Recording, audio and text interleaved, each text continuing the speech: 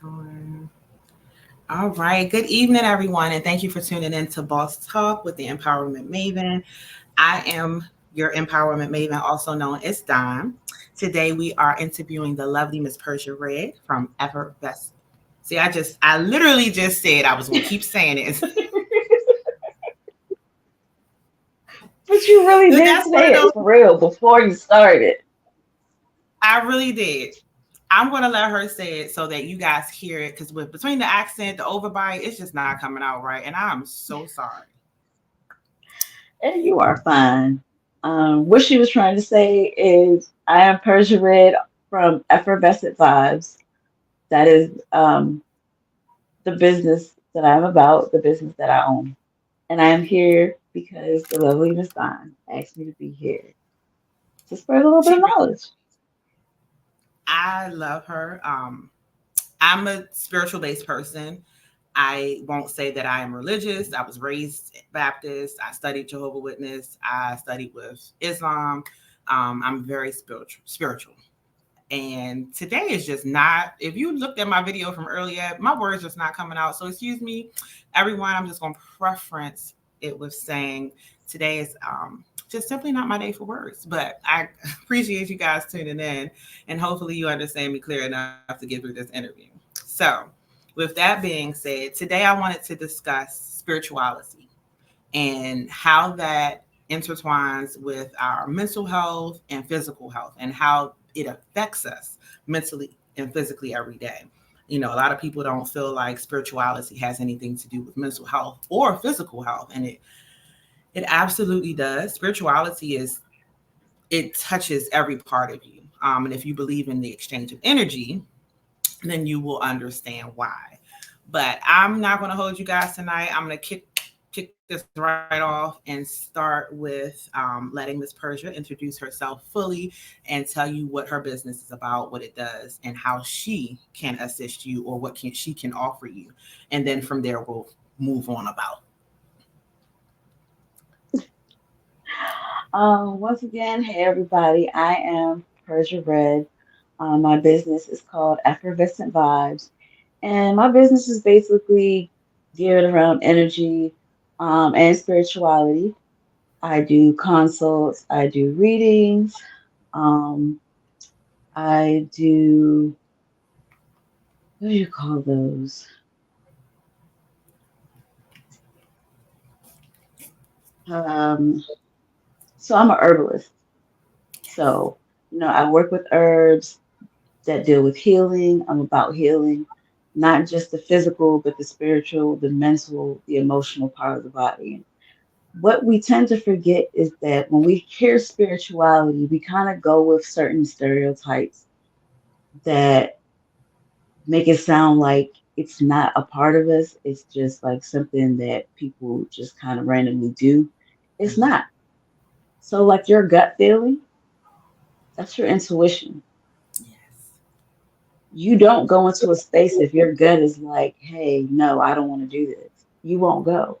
It's the same as if someone like me says, my intuition tells me that if I go into that space, something might be afoot. Mm-hmm. So they're Absolutely. really, other than the change in verbiage, it means the same thing. Mhm. Okay. Like emotionally, let's think, um, emotionally, we may feel something for like okay, let's talk about the notebook. Everybody cried or was sad about the notebook. Absolutely. Weirdly enough, I have never seen it. Really? Why have I never seen it? Because I am emotion based, meaning Okay. that movies make me cry. And Yes. the feedback that I got on the notebook, I knew that I would cry a river. And it wouldn't even be for something happening to me. Absolutely. Absolutely. I was in there. Oh, I want to be loved like that. Oh, he waited. Oh my God. Like when I say that movie, every time I watch it, not just one time, every time, I'm, oh, I want that life. Yes. What's funny is everybody says tears are for releasing something, right? Yes. I'm gonna be a little bit scientific and spiritual about this at the same time. Your tears are have salt in it, Hmm. some sodium. You know what I mean? You are releasing.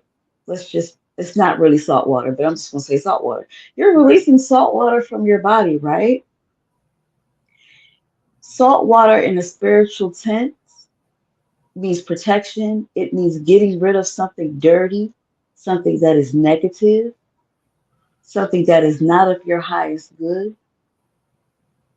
Really?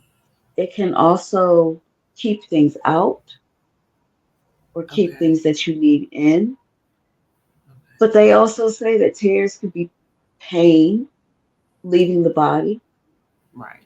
If you keep yourself from crying, you actually leave toxins inside the body.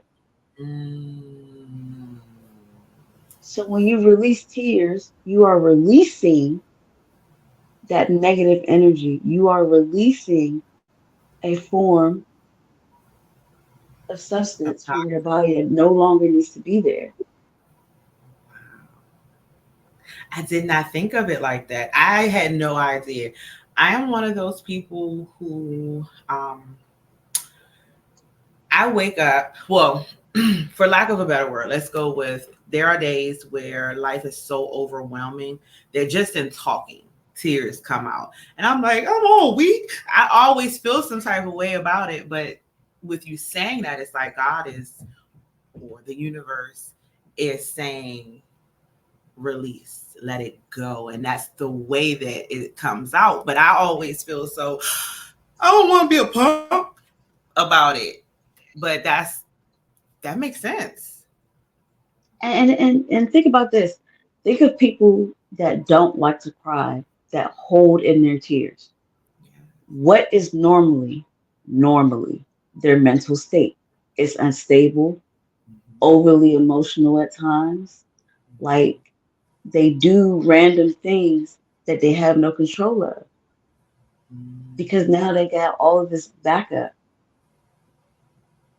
You know in what? here. We need that message out there. People need to know it's okay to let those tears go, to Yeah. release, because Like you that can is, get mad at a crybaby, but a crybaby will always be able to feel more free than someone that holds in their tears. Why do you think a lot of men have these underlying moments that are I so agree. unpredictable? I agree.